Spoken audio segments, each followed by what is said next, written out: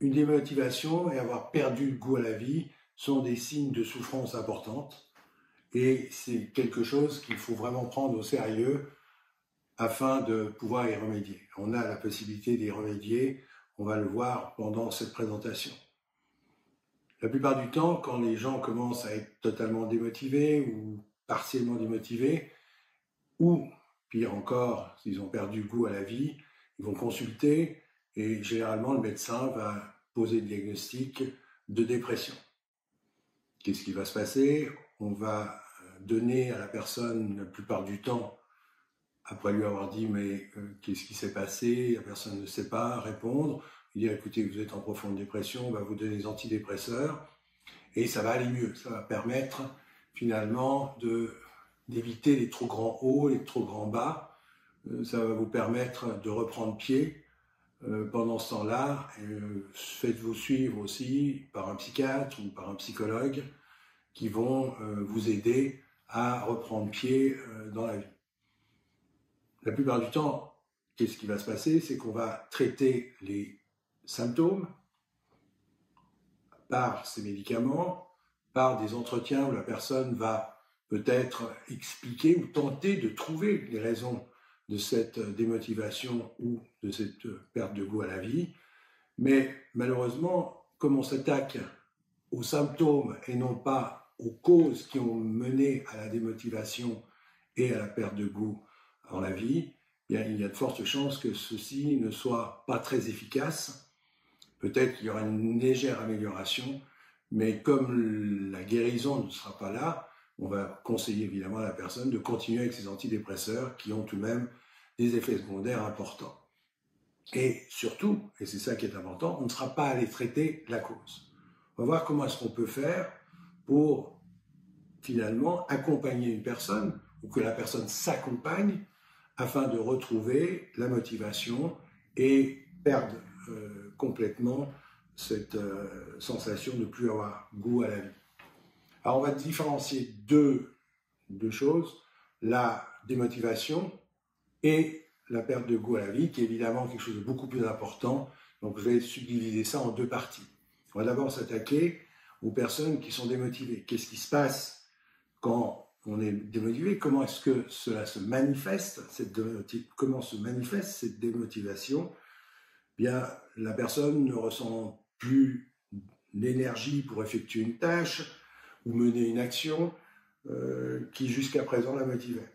Elle a perdu l'envie, elle ne ressent plus le désir d'aller de l'avant, elle ressent une grande fatigue très souvent dès qu'elle pense à cette tâche ou dès qu'elle s'essaye de s'atteler à cette tâche, alors qu'avant, elle était là, motivée, pleine d'énergie et sans aucune fatigue. Elle se sent pompée en énergie, souvent c'est une expression qui est donnée par les personnes qui souffrent de cette démotivation, et tout devient difficile. Elle peut même avoir par moments des nausées, des maux de ventre, des tensions dans son corps physique, dès qu'elle aborde la tâche qu'elle s'est fixée, ou qui est son métier, ou une activité qui jusqu'à présent lui faisait plaisir. Elle peut même ressentir jusqu'à un dégoût profond lorsqu'elle pense à cette tâche ou lorsqu'elle se met en action pour essayer de remplir cette tâche. Bien entendu qu'elle va essayer de se tenter, elle essaye de se motiver, mais les mots utilisés sont à ce moment-là, tu dois, il faut, il n'y a qu'à, pousse-toi, vas-y, force-toi. Et il est entendu que ceci ne va pas marcher, parce que c'est le mental qui vient dire tous ces mots, et que la personne à ce moment-là va continuer et amplifier cette démotivation. Est-ce que la personne est bien? On a bien entendu que non. Elle est tendue, elle est complètement envahie par son mental, et cela va continuer à s'empirer. On a une espèce de cercle vicieux qui est enclenché, étant donné qu'elle n'est pas bien dans ce qu'elle fait, bien entendu qu'elle est beaucoup moins concentrée, du même coup beaucoup moins performante, du même coup elle se met en question, ce qui entraîne une perte de confiance en elle, ce qui entraîne encore plus de tension, et à partir du moment où elle est dans cet état-là, bien elle est vraiment mal, excessivement tendue, et c'est là où il faut agir le plus vite possible. Je vais prendre un exemple pour illustrer cela. C'est Chantal qui a 28 ans, elle est professeure d'anglais dans un collège depuis 2 ans, enfin c'est la 3e année qu'elle commence, et elle m'explique qu'elle a fait ses études pour devenir professeure d'anglais dans la joie et l'allégresse, qu'elle a fait des stages qui lui ont beaucoup plu, et qu'elle a enfin trouvé, il y a 3 ans, un poste dans un collège, comme en tant que professeur d'anglais. Elle est arrivée avec tout son enthousiasme, son désir d'enseigner une langue étrangère à des élèves, et elle a été bien reçue dans le collège par ses collègues, et pendant la première année, tout s'est bien passé. On s'est rendu compte que son enthousiasme qui était là n'était pas forcément partagé par ses élèves, parce que tous n'avaient pas son enthousiasme à vouloir apprendre cette langue, mais ça s'est bien passé. 2e année se passe un peu plus calmement, elle a perdu un peu de son enthousiasme, parce qu'elle se rend compte que finalement sa tâche n'est pas aussi simple que cela, parce que certains élèves essaient de la mettre en échec, et qu'il n'y a pas tellement de motivation de la part de ces élèves de cette année-là à apprendre l'anglais. Et puis se passe un événement en avril où elle se fait injurier verbalement par un élève de façon assez violente, parce qu'il a eu une note qu'il estimait ne pas mériter, et bien entendu qu'elle porte plainte auprès de sa direction. La direction la soutient mollement, ne prend pas de sanctions par rapport à l'élève, lui expliquant que ça arrive, qu'un élève, de temps en temps, pète un peu les plombs, et elle en est très marquée, mais les vacances arrivent, et donc elle part en vacances, les vacances se passent bien, mais dès qu'elle rentre dans la 3e année, elle se rend compte que dès les premiers jours, elle est beaucoup moins elle a beaucoup moins d'énergie, se sent fatiguée, elle se lève le matin avec difficulté, elle traîne pour aller à son lieu de travail, ce qui n'était pas le cas avant, qu'elle voit ses collègues de travail, mais qu'elle se sent moins attirée par eux, à discuter, à échanger avec eux, et puis que ses élèves, finalement, qu'elle trouvait jusqu'à présent sympathiques et qu'elle essayait d'accompagner avec le plus d'enthousiasme possible, se rend compte que elle les trouve difficiles, elle leur trouve plein de défauts. Bref, petit à petit, elle sent qu'elle perd complètement la motivation d'aller travailler, et ce phénomène s'amplifie, et c'est pour ça qu'elle vient me consulter en disant qu'elle désire de l'aide, parce qu'elle ne comprend pas très bien ce qui se passe, et qu'elle veut se sortir de là et retrouver sa motivation d'antan. Si on s'arrête un moment, et c'est ce que je lui demande, je lui dis « Ok, est-ce que vous pouvez me dire ce que cette démotivation vient vous apprendre ?» Alors elle me regarde un peu surprise en pensant qu'elle m'avait déjà expliqué tout cela. Elle me dit « Bien, à cette question, je peux répondre que je me sens perdu, je suis laissé pour compte par ma direction, qui ne m'a pas soutenu après avoir reçu ces injures verbales. Mes collègues, finalement, n'ont pas fait grand-chose non plus pour moi.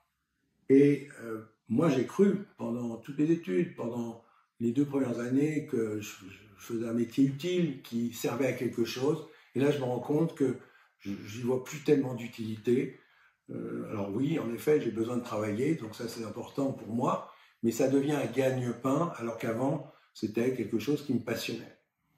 Je lui répète à ce moment-là ma question, et je lui dis « Mais est-ce que vous pourriez me dire ce que cette démotivation va vous apprendre ?» Elle est un peu irritée par ma question, en me disant finalement, je ne sais pas ce que ça vient me dire, à part ce que je viens de vous dire. Je lui explique ce que c'est que le mental, qui nous coupe du moment présent, qui nous coupe de nos émotions, qui nous coupe de nous-mêmes, de notre enthousiasme, notamment notre spontanéité. Et je lui dis, est-ce que vous avez l'impression maintenant que vous pouvez me répondre à la question, qu'est-ce que cette démotivation vient vous dire? Il me dit, d'après ce qu'on vient d'échanger, certainement que mon ego, mon mental, comme vous l'appelez, a pris le dessus. Je lui dis, oui, en effet, c'est ce qui se passe, c'est que votre vie est dominée par votre ego, par votre mental, qui, je vous rappelle, n'est pas vous. Vous êtes enthousiaste, spontané et motivé. Puis il y a quelque chose qui vient, qu'on appelle l'ego, qui vient bloquer ça et qui vient modifier finalement tout cela. Donc, la réponse à la question, c'est en effet que votre ego a pris le dessus.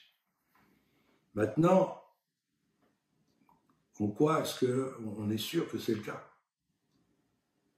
Elle réalise qu'elle me parle de son passé, de sa motivation passée, elle me parle de ses craintes futures, qu'elle va perdre peut-être son travail, donc elle n'est absolument pas dans le moment présent. Première chose. Deuxième chose, que ressent-elle du fait de se sentir démotivée, du fait d'avoir été agressée? Elle me dit, bien, la démotivation, pour moi, c'est une immense tristesse. C'est un profond désespoir que je ressens et qui fait que tout devient lourd, tout devient pénible dans tout ce que j'entreprends, en tout cas dans ma vie professionnelle, mais ça déborde aussi un peu dans ma vie privée, notamment dans ma vie affective. Je lui dis, ok, qu'est-ce que vous avez fait de cette tristesse? Il me dit, rien, parce que je ne vais pas pleurer pour ça. Je dis, bon, vous n'avez pas pleuré. Maintenant, est-ce qu'il y a une autre émotion éventuellement que vous pourriez ressentir, notamment par rapport au fait que vous n'avez pas été soutenu par votre direction, aussi par le fait simplement d'avoir été agressé verbalement par cet élève? Et là, elle me dit, oui, bon, mais ça c'est passé, et je ne vais pas jouer à la victime non plus, donc je vais de l'avant, et j'essaye de ne plus y penser. Je lui dis, est-ce que ça marche? Est-ce que ça marche de ne plus penser à cette agression, de ne plus penser à ce qui s'est passé, de ne plus penser à ce que vous attendiez finalement des autres et que vous n'avez pas reçu?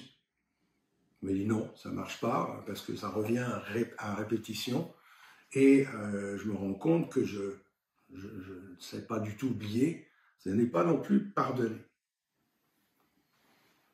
Et je lui dis, qui domine? Et là, on revient de nouveau au mental. Le mental qui vient bloquer tout cela, qui vient faire que la personne, du même coup, ne vivant pas ses émotions qui sont présentes, bien, ce mental prend le dessus et du même coup va amener la personne très souvent dans le futur, dans les peurs de ce qui va se passer, ou dans les regrets, ou pire, on part du passé pour prévoir le futur, et là on est super tendu. Donc, on a tous compris que la façon d'essayer de remédier à tout cela va être d'adopter un outil qui va permettre de s'occuper de ce mental, et cet outil, c'est la méthode Hodge. On y reviendra, parce que j'aimerais passer maintenant à la perte de goût de vie, qui est évidemment un chapitre plus important que simplement le fait d'être moins motivé dans sa vie, ou d'être plus du tout motivé dans sa vie.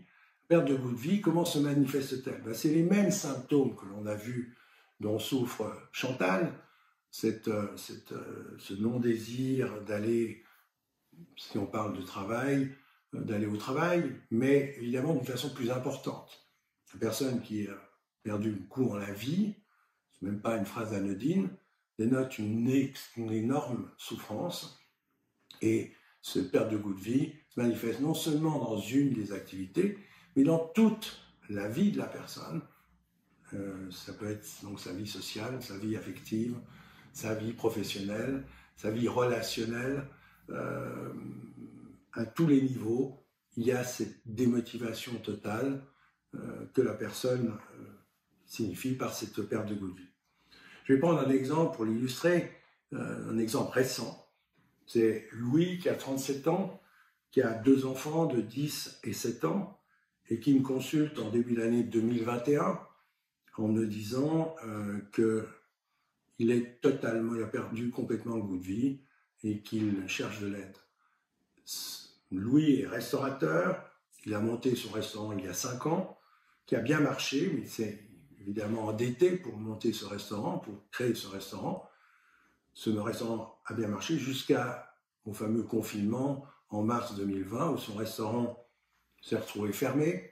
Oui, il a bénéficié d'aide de l'État. Ceci étant dit, bien entendu que les recettes ne sont pas bonnes, puisque le restaurant est fermé, même après la partielle réouverture du printemps 2020 et de l'été 2020, le nombre de places dans son restaurant étant restreint, bien entendu que son chiffre d'affaires n'a pas été bon. Et on est en janvier 2021 et il sait qu'il va devoir fermer parce que simplement il est grévé de dettes, il ne gagne plus rien et par conséquent il va devoir fermer son restaurant assez vite. Et ça, c'est pour lui une certitude. Il a le moral à zéro, il est complètement désespéré, il me dit qu'il ne voit pas comment il va pouvoir faire en sorte que ses enfants puissent être élevés de bonne façon. Il a perdu goût totalement dans les petits plaisirs que la vie lui apportait. Il faisait du sport, il a arrêté le sport. Il rencontrait des amis, bien entendu, il ne les rencontre plus parce qu'il a honte. Il a honte de devoir fermer, il a honte de devoir déposer le bilan. Il a encore beaucoup de culpabilité par rapport à sa femme, dont il sait qu'il ne va pas pouvoir subvenir aux besoins de la famille. Il culpabilise bien entendu par rapport à ses enfants.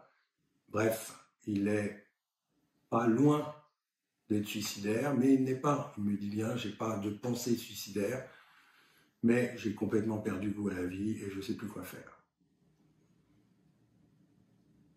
Il se sent abandonné par la société, par les autres restaurateurs, mais aussi commence à se rendre compte que sa femme réagit mal et se pose la question même de savoir s'il ne va pas devoir se séparer. Bref, tout va mal, il voit tout en noir et n'a plus du tout envie d'aller de l'avant.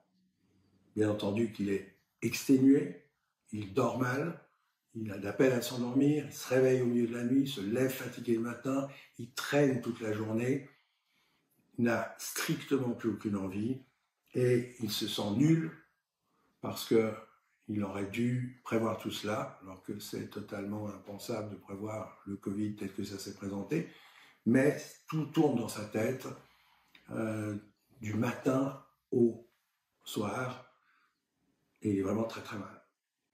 Que vient apprendre de nouveau ce dont souffre la personne, et notamment Louis, qui domine sa vie? Bien, la réponse, vous l'avez découverte par vous-même, c'est le mental. Pourquoi ce mental? Parce que c'est lui qui va faire qu'il culpabilise, il a cette peur ou cette désespérance par rapport à demain, ce qui va se passer. Il y a aussi des émotions qui sont là, qui sont bien présentes, mais dont, quelque part, Louis n'est peut-être même pas conscient. Mais ce qui est important de souligner, c'est qu'on sait, parce qu'il y a une tension énorme chez Louis, que son mental le domine. Alors si on prend le cas de Chantal et qu'on prend le cas de Louis, et qu'on part de ces exemples, comment est-ce qu'on peut les aider? Comment peuvent-ils s'aider? Parce que même si je suis médecin, ce n'est pas moi qui vais faire en sorte que la personne retrouve ce goût de vie et retrouve sa motivation. Mais comment est-ce qu'on peut les accompagner? On a déjà vu tout à l'heure, c'est de mettre en application la méthode Loge. Dans un premier temps, c'est, après avoir évidemment expliqué ce qu'était le mental, ce que le mental apporte et tout, eh bien, c'est de dire qui domine votre vie. La réponse qu'ils vont trouver très vite, c'est ok, c'est mon mental qui domine ma vie. Mais le mental est très bon, il est très fort pour dire oui, mais d'accord, c'est mon mental, mais regardez, l'extérieur fait rien pour que j'aille bien. Chantal, elle va parler de sa direction, Louis va parler de la société, du Covid, en disant mais c'est eux les responsables. Et ça, c'est important d'essayer de ramener la personne, de oui, d'accord, ça c'est l'environnement dont vous me parlez, qui est en effet détestable quand on parle de Louis, peu sympathique quand on parle pour Chantal, mais là vous venez de me parler de l'environnement, de votre environnement. Maintenant, si on revient à vous qui êtes dans cet environnement, qu'est-ce qui crée ces tensions? Et souvent, les gens ne font pas la relation en disant je suis mal à cause de l'environnement, donc comment voulez-vous que j'aille bien? Il faut changer l'environnement, puis du coup, je vais aller mieux. Mais non, ce n'est pas ça la réponse. C'est de se rendre compte, de prendre conscience que ce qui vient créer la tension, que ce soit chez Chantal ou que ce soit chez Louis, eh bien, c'est la présence du mental. C'est que ce mental, et on reprend les caractéristiques, la première chose qu'il fait, c'est qu'il nous coupe du moment présent en nous mettant dans le futur ou dans le passé. Ça veut dire, qu'est-ce qui va se passer demain si je continue à enseigner? Ça, c'est le cas de Chantal. Et puis, si on prend Louis, eh bien, demain, je sais que de toute façon, je vais devoir fermer. Et qu'est-ce que je vais faire de moi? Qu'est-ce que je vais faire de mes enfants? Qu'est-ce que je vais faire avec ma femme? Qu'est-ce que je vais retrouver comme travail, etc. Et là, on est d'accord qu'on est dans les peurs, les angoisses, l'anxiété. Et puis, si on n'est pas dans le futur, ce même mental va nous emmener dans le passé. Je regrette, va dire Chantal, je regrette finalement d'avoir enseigné, je me demande si c'est un métier fait pour moi, c'est ce qu'elle m'a dit pendant les consultations, je remets tout en question, je n'aurais peut-être pas dû, et donc on est dans le passé. Il aurait fallu regret, remords, culpabilité. Pour Louis, c'est la même chose. C'est j'aurais peut-être pas dû emprunter autant d'argent, j'aurais dû me méfier, etc.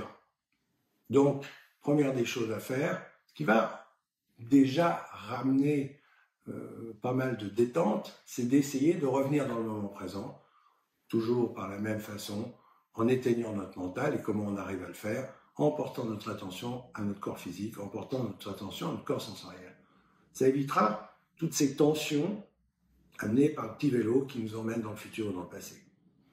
Bien entendu que revenant dans le moment présent, c'est pas parce qu'on revient dans le moment présent qu'on est bien. Ça, c'est une chimère qui est malheureusement enseignée par beaucoup de thérapies. Il suffit de se remettre dans le moment présent et tout va aller bien. Mais si vous revenez dans le moment présent et que vous appelez Chantal ou vous appelez Louis, vous n'êtes pas bien parce que vous êtes l'un proche de la faillite, l'autre totalement démotivé. Donc on ne va pas dire que ces personnes revenant dans le moment présent vont être bien. Elles vont rester tendues.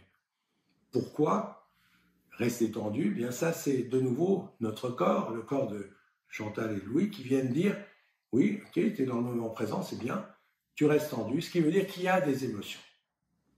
Et là, la deuxième chose qu'il va falloir faire, c'est de se dire « Mais quelles émotions ?» Et souvent, ce qui se passe, c'est que la personne dit « Je suis triste ». Parce que la tristesse, c'est une émotion qui est bien acceptée, qui est normale, qui est acceptable pour la société. Et beaucoup de gens vont répondre « Je suis triste ». Alors, il ne faut pas nier le fait qu'il y a de la tristesse, mais il faut se poser souvent la question, est-ce qu'il n'y a pas une autre émotion qui existe, qui est concomitante, parce qu'on peut avoir deux émotions en même temps, et notamment la colère. Chantal, comme Louis, m'ont répondu qu'ils étaient tristes. Donc, dans un premier temps, plutôt que de leur dire est-ce qu'il y a de la colère derrière, dire qu'est-ce qu'on peut faire de cette tristesse? Qu'est-ce que vous en avez fait? Chantal a un peu pleuré, Louis pas du tout, parce que il est un homme, chef de famille, et un homme, ça ne pleure pas. Bon, c'est son éducation qui lui a appris cela. Je dis, mais non, c'est à partir du moment où vous éteignez votre mental, vous allez ressentir une tension qui est liée à une tristesse bloquée par ce même mental. Donc, donnez-vous l'autorisation déjà d'être triste. Est-ce que vous avez le droit d'être triste? Alors, l'un comme l'autre ont répondu oui, j'ai le droit d'être triste. Je dis à partir de ce moment-là, essayez, une fois que vous avez reconnu cette tristesse, de vous autoriser à la ressentir pour pouvoir après pleurer. Puisque c'est ça, exprimer une émotion, c'est pleurer. Et c'est pas 3 larmes qui coulent, c'est des gros sanglots, ça se fait bouche ouverte, ça se fait seul. Parce qu'on ne le fait pas devant les autres. Et c'est très bien comme ça. Et ça doit être suivi d'une détente.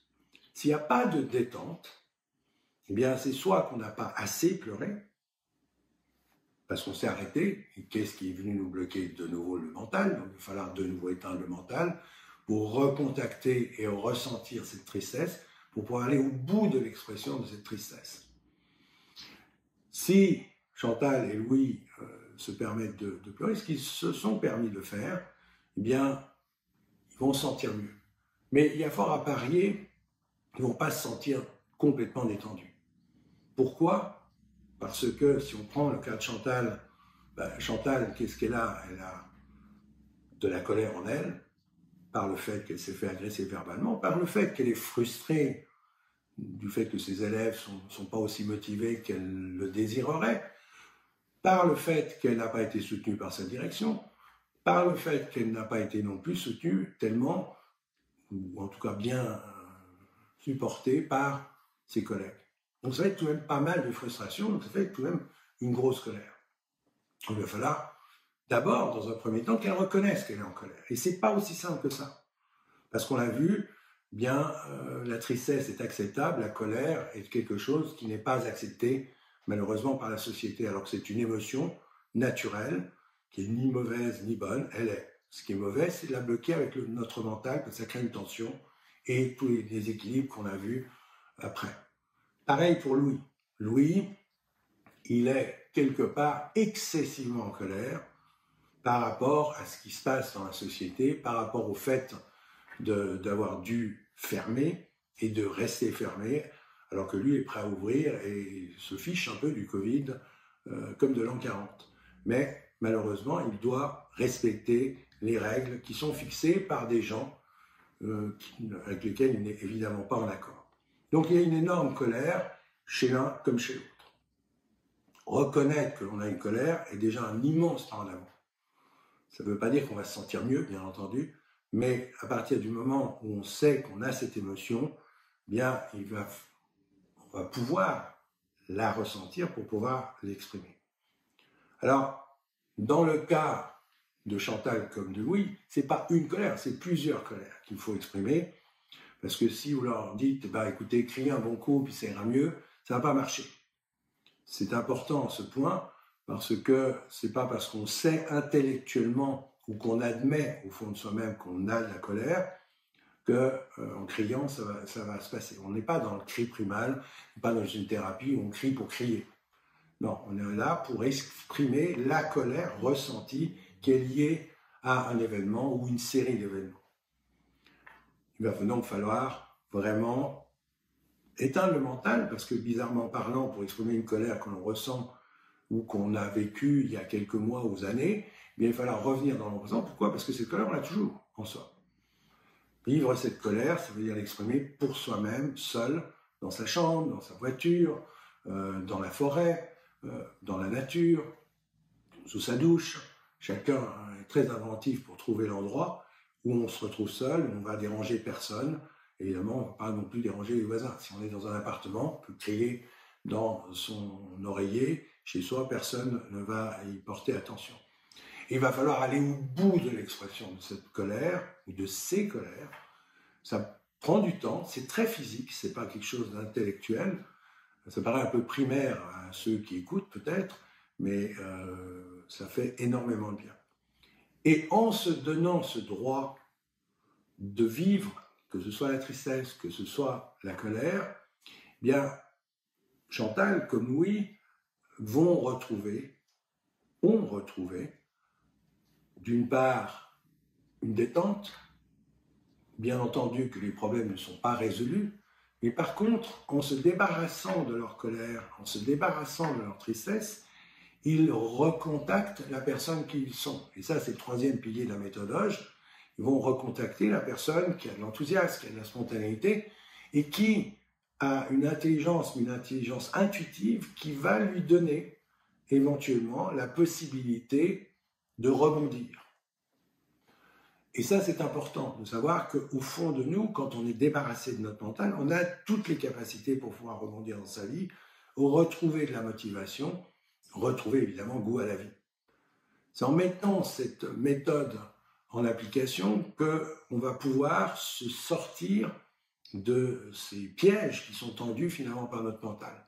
Bien entendu, qu'on est souvent confronté à des événements dans notre vie qui peuvent amener une perte de motivation et aller même jusqu'à une perte de goût de la vie. Mais n'oublions pas une chose, ce ne sont pas les événements qui sont déclencheurs de cela. C'est le fait que lors de ces événements, on ne se permet pas de vivre les émotions liées à l'événement, la colère, la tristesse, et que parce que notre mental, c'est lui le responsable, bien bloqué, on crée une tension. Et quand le mental a pris le dessus, à ce moment-là, très vite, il va nous emmener dans le futur, dans le passé. En revenant dans le présent, en vivant ces émotions, on peut parfaitement, et tout le monde en est capable, en utilisant la méthode Hodge, à l'envers de l'ego, de retrouver goût à la vie, sa joie, sa spontanéité, son enthousiasme.